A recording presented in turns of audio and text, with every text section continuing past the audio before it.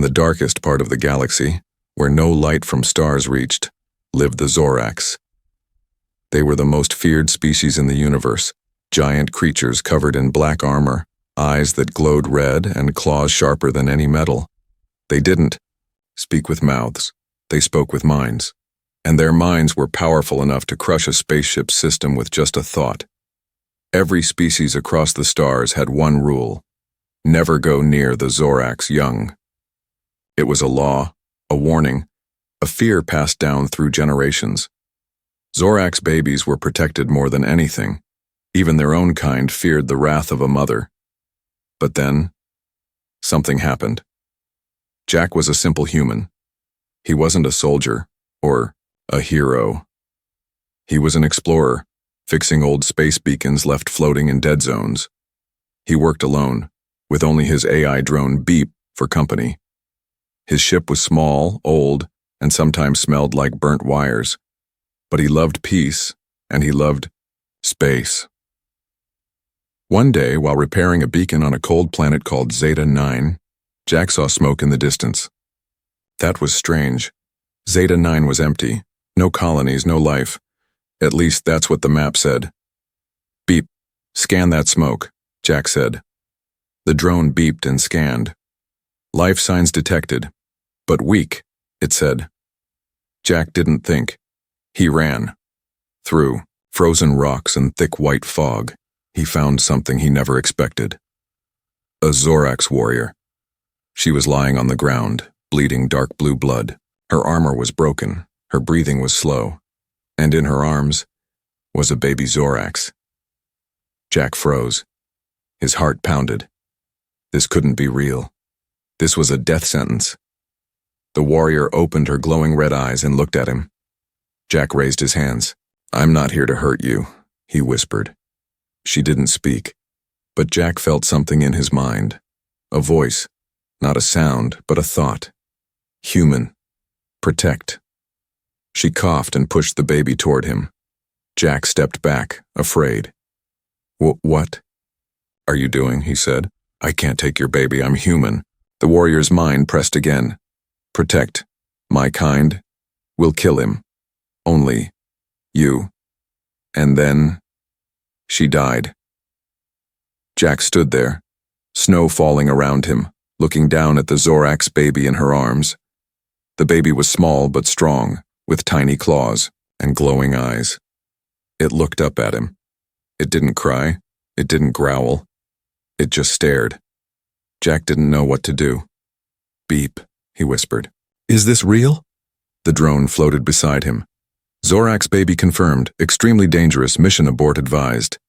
But Jack didn't move. He thought about what the warrior had said, or rather, what she had sent into his mind.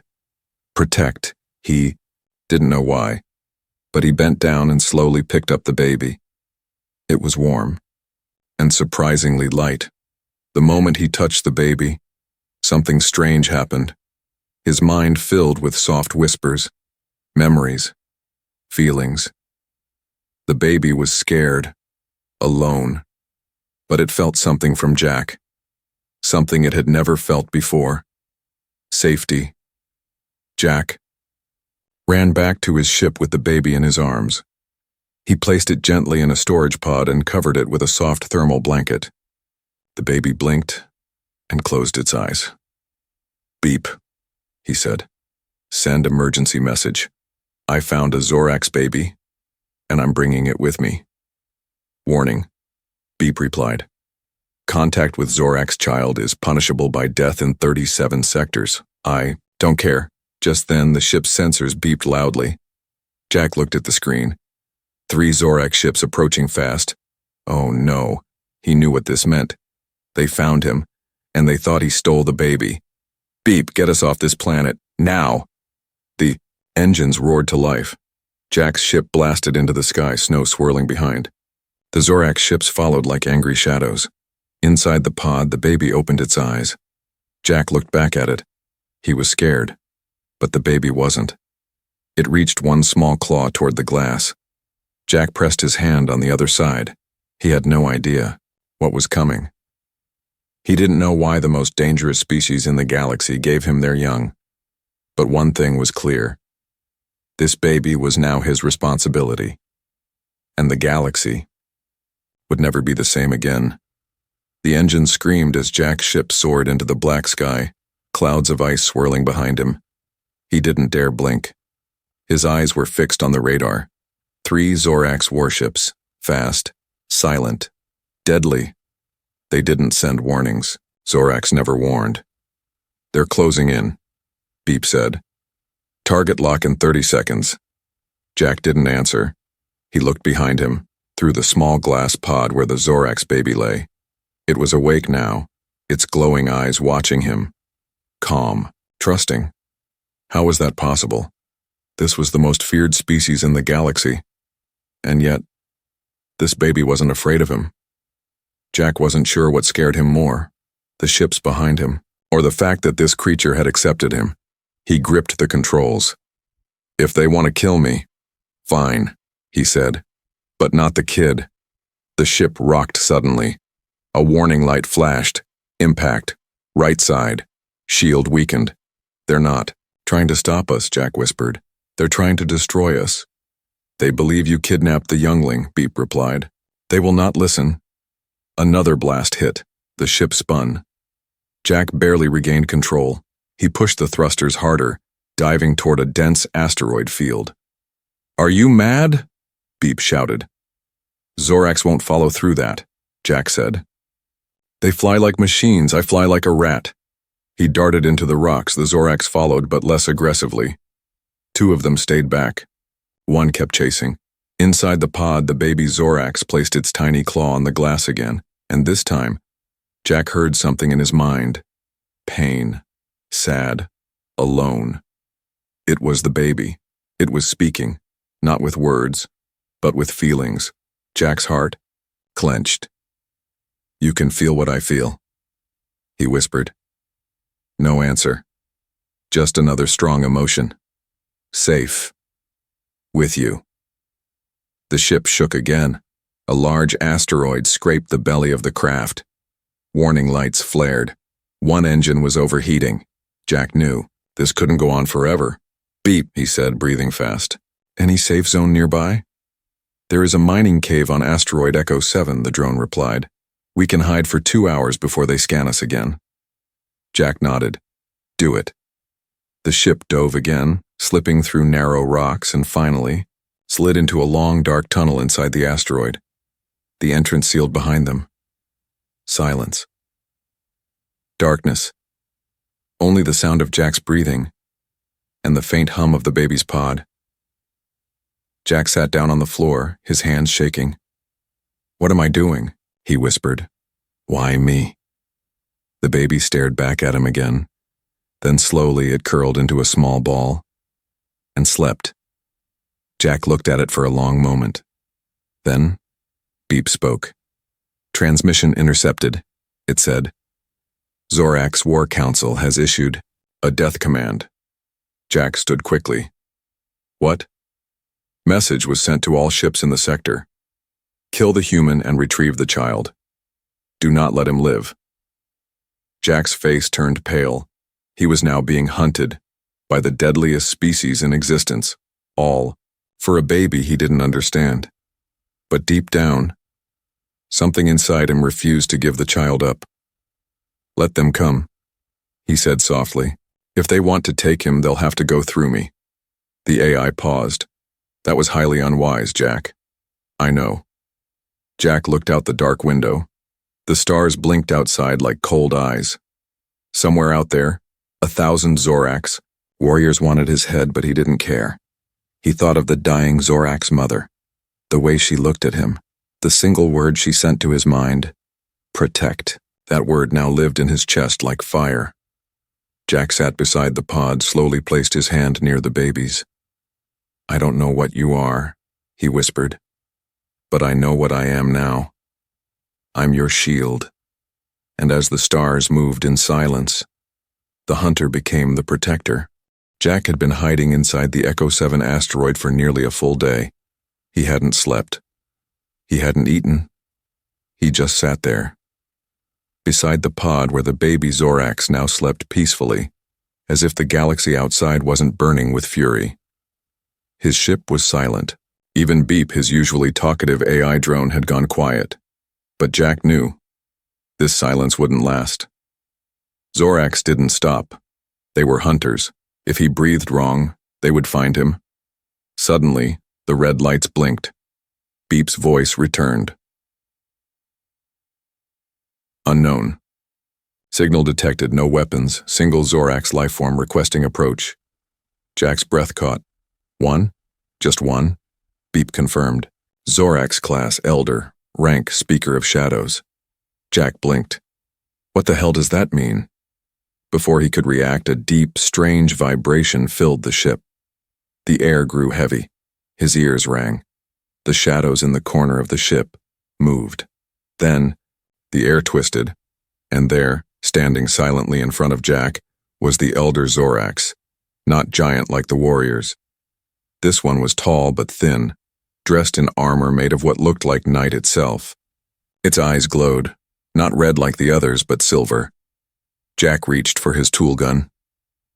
No need. The Elder spoke, not through mouth, but in Jack's mind. If I wanted you dead, you would be. Jack froze, hand still hovering over his weapon.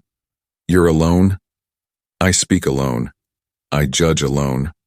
I do not kill. The baby Zorax stirred inside the pod. Its tiny claw tapped against the glass when it saw the Elder.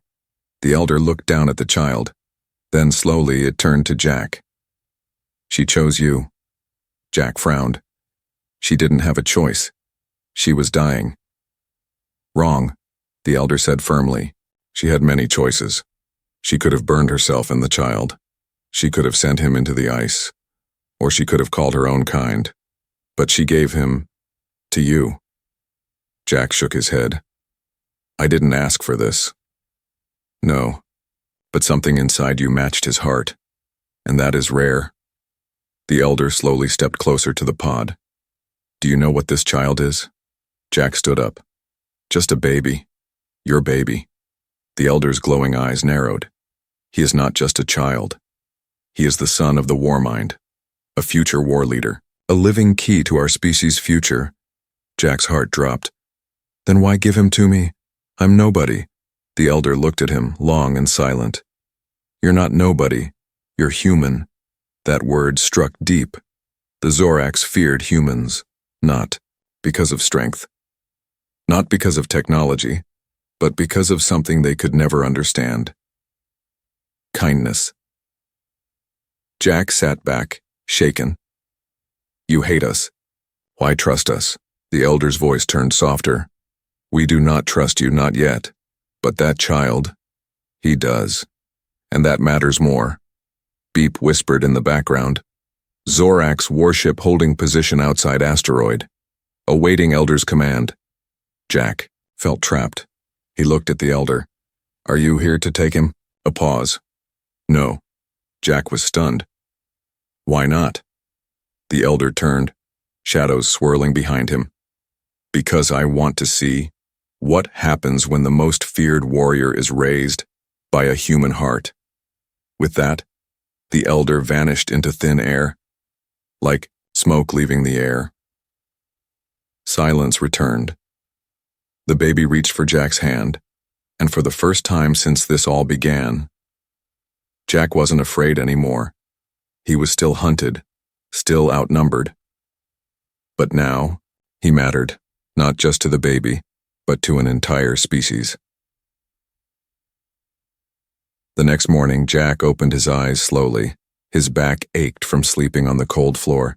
The ship's heater was running low, and his stomach reminded him he hadn't eaten in almost 2 days, but none of that mattered, because when he turned his head, he saw something that made him forget everything. The baby Zorax was giggling, not growling, not hissing, giggling. Its small black claws were waving in the air. Its sharp little teeth were showing, not in anger, but in joy. Its glowing red eyes were softer now, almost pink. Jack stared, stunned. Zorax didn't laugh. Every history file, every galactic record, every warning posted on every planet, Zorak's children are born cold. They do not smile. They do not laugh. They learn to fight before they learn to speak. But here was this little one, squealing in delight as it stared at Jack's messy hair. He sat up slowly. "Are you laughing at me?" Jack asked, raising an eyebrow. The baby laughed louder. Jack smiled. Then he picked up a shiny tool from his belt and rolled it across the floor. The baby chased it, stumbled, and face-planted into a pile of thermal blankets. Jack chuckled. "Careful, warrior. You'll lose your battle badge." The baby growled for a second, but then squealed again. Jack's heart warmed. He didn't know what was happening to this child, or to himself, but something inside felt right. Meanwhile, far away on the Zorak's prime moon, the elders were watching, not through cameras, but through the baby's shared mind link. Zorak's young were connected to their kind until age maturity. That meant the baby's thoughts, feelings, and images were flowing back into the minds of the elders, and what they saw terrified them. Emotion, joy, laughter. One warrior screamed, "This is corruption! The human infects him!" Another asked, "Or is it evolution?" The speaker of shadows stood quietly in the council chamber. He did not speak, but all minds turned toward him. He only said one thing. He laughed. The room fell silent. Back on the ship, Jack prepared a small bottle with warm liquid protein. It wasn't perfect, but the baby drank it, looking content. Suddenly, beep floated near. "Message. Received from Outer Patrol," it said. Jack frowned. "Another threat?" "No. Observation request. They want to watch." Jack looked confused. "Watch what?" "The child." He stared at Beep. "You mean they're not here to kill me anymore?" "Status unknown. No attacks reported. In 12 hours. Zorak's warships now maintaining distance." Jack leaned back against the wall. "Great. So I'm still trapped, but now I've got an audience." He looked at the baby again. It had curled up beside his boot, holding onto one lace like a toy. Jack whispered, "You're changing, little guy, and I don't think it's just you." The baby blinked sleepily. Its claws wrapped around his finger. It was warm, trusting. Not a monster. Not anymore. That night, as Jack drifted off to sleep, the baby began humming. A soft, vibrating sound, like a forgotten lullaby passed through bones, not ears. Beep recorded the sound automatically. Hours later, that sound was heard by 1,000,000 Zorak's minds, and for the first time in Zorak's history, many wept. No one knew what would happen next, but one thing was clear. A human had made a Zorak's child laugh, and the galaxy would never forget it. The message came in the middle of the night, not as sound, not as light, but as a pulse. Every human station, every alien outpost, every pirate radio, traitor satellite, and deep space beacon, all received the same signal. One word, spoken across thousands of languages: trial. Jack woke up to Beep's panicked voice. "Emergency alert. Summons from Galactic Council. You are ordered to appear before a high tribunal." Jack rubbed his eyes. "Tribunal? What for?" Beep hovered closer. "For the possession and care of the Zorak's Warmind's heir." Jack sat up straight. "They want to put me on trial. For saving a baby?" "Incorrect," Beep said.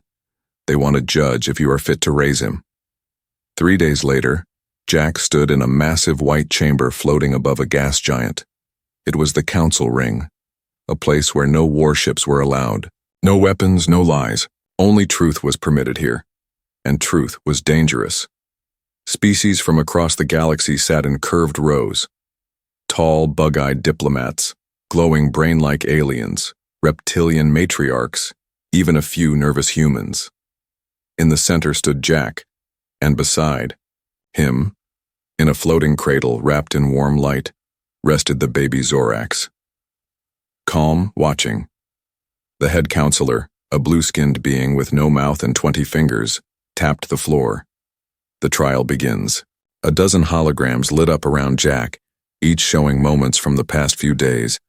The handoff from the dying Zorak's mother, Jack feeding the baby laughing, sleeping next to him, humming lullabies.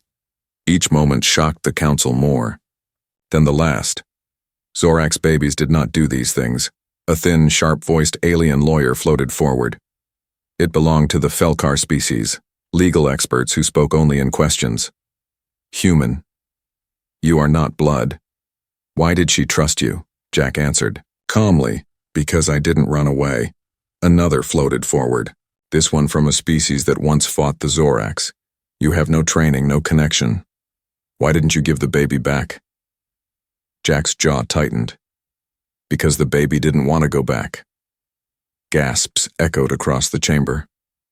Another stood. A human general, cold eyes, tall. You're no soldier, Mr. Jack Harlan. You're a junk fixer with a dead-end license. Why do you deserve to raise the future leader of the most feared species in the galaxy? Jack paused, then spoke clearly.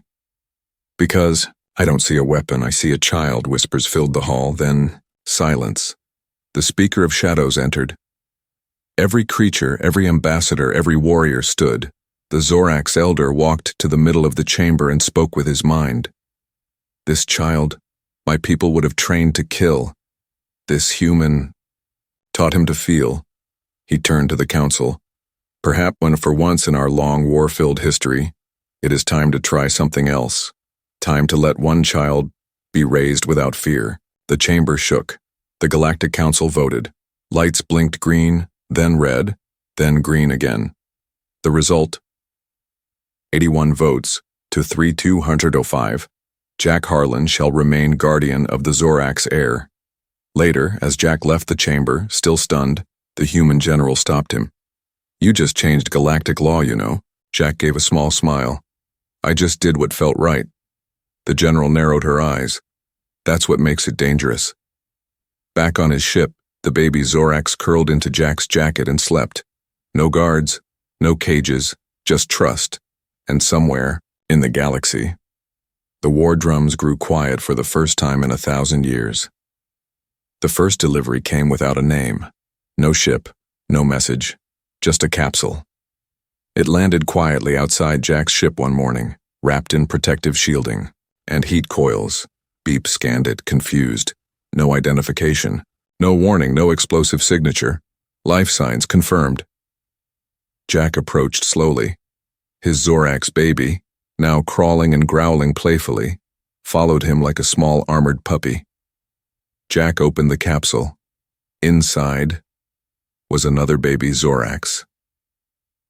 This one had silver markings, sharper claws, and armor already beginning to form on its back. Its eyes opened and locked on Jack. No fear, no hate, just curiosity. A note rested on its chest. Not paper, Zorak's didn't write. It was a memory crystal. Jack placed it into beep. The message played in his head. A whisper from a Zorak's mother. You changed one. We ask only, try again. Over the next solar week, 3 more capsules arrived, each time the same thing. Zorak's young, quietly sent. No threats, no permission asked. They weren't just giving him babies, they were asking humans to help raise their future. Jack was stunned. He wasn't a father. He wasn't even good with people. His job was fixing broken machines, not broken legacies, but these children weren't broken. They were growing, they were laughing, they were becoming something new. Back on Earth, the news spread like wildfire. Zoraks entrust human with offspring. Some humans were horrified. Others were fascinated. But many, especially those who once feared aliens, now stepped forward. They volunteered, not for money, not for fame, to give these dangerous, unloved children something they had never known, family. And quietly, across the galaxy, other Zoraks began doing the same. At first, just a few, then dozens, then entire clans, ones known for ancient wars and bloodlines, sent their youngest to human outposts. Farms, mining stations, even small homes on moons, and always the same request. Teach them what you taught him. The change was slow. Secret Zorax leaders denied everything. Lies, they said. Propaganda. But even they could not stop. What had begun? The new generation, the children, were already different. Some painted, some played, some hummed the strange lullabies taught by Jack's first Zorax child. And some cried when their human caregivers left the room. One day, as Jack watched the 5 younglings sleep beside each other on soft blankets in his ship's cargo bay, he whispered, "I think the war is ending." Beep floated beside him. "Correction," the drone said softly. "The war is learning how to feel." But not everyone celebrated. In the dark corners of the galaxy, warlords and traditionalists, both Zorax and alien, grew angry. They believed emotion made the Zorax weak. They believed humanity was a virus, one that spreads not through blood, but through kindness, and they began to plan, because not all wanted peace. Some wanted the Zorax young taken back, even if it meant killing the humans who protected them. Jack stood at the edge of the Galactic Unity Hall, holding the hand of a child who was once called a monster. But not today. Today, the Zorax heir, once bred for war, now known simply as Ori, was about to speak before the galaxy. The hall was silent. Billions watched from across space, screens, crystals, and mind links tuned in. They didn't expect a human. They didn't expect love. Jack wore no armor, just a plain jacket, patched and faded. Behind him sat rows of young Zorax children raised by humans from all corners of the stars. Some wore crayons on their armor, some held soft toys made by Earth hands. One even had a drawing stuck to his chest that read, "My human dad is strong." Saiteo. Zorax elders stood in the center, facing the council. Their faces were unreadable, their minds quiet. And then the speaker of shadows nodded. Ori stepped forward. He was still young, barely above Jack's knee, but his posture was straight. His claws were clean. His voice entered every mind, not cold, not angry, but calm. "I was born to command armies, but my first lesson was how to hold a spoon. I was supposed to roar in battle, but my first sound was laughter." The council leaned in. Ori turned toward Jack and smiled, not a warrior's smile, but a child's. "He didn't teach me to fight. He taught me what it means to be alive." The chamber remained silent for a moment longer. Then something that had never happened in recorded galactic history happened. The Zorax elders, once proud, feared, unbending, bowed, not to Ori, to Jack. One by one, the Zorax children followed. The council rose in quiet respect. Across the stars, humans and aliens watched with open mouths. A single human, a mechanic, an outcast, had changed the future of a warrior race, not with bullets, not with force, but with bedtime stories, with warm food, with patience.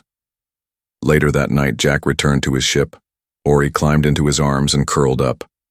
Outside the ship, new laws were being written. Programs launched. Human caregivers were now officially recognized across 3 galactic zones. They were no longer feared. They were needed.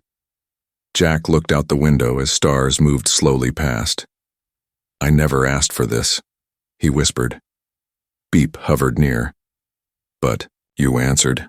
He looked down at Ori. The child was asleep, purring softly in his chest. Jack smiled and closed his eyes, and the galaxy slept a little safer that night.